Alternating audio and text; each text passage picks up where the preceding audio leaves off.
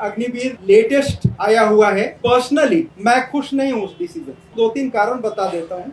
सिपाही के लिए हमारा रेजिमेंट एक परिवार होता है, जहाँ वो 17 साल, 20 साल, 25 साल, 30 साल तक काम करता है। उसके बाद में रेजिमेंट उसका देखभाल करता है। अब जहाँ 17 साल, 20 साल की नौकरी में जो एफिलिएशन होता है, उसको हमारे टर्म में रेजिमेंटेशन कहते हैं। तो आप खुद सोचिए कि 4 साल में वो कनेक्टिविटी आ पाएगी, रेजिमेंटेशन आ पाएगा। दूसरा, कोई टेक्निकल ट्रेनिंग जो है उसमें टाइम लगता है। एक सिविलियन से एक सिपाही को बनाने के लिए 1.5 साल के करीब, 2 साल के करीब लगता है। उसके बाद अगर वो आर्मर्ड कोर में गया है तो उसको टैंक का ड्राइवर बनना है, टैंक का गनर बनना है, टैंक का लोडर बनना है।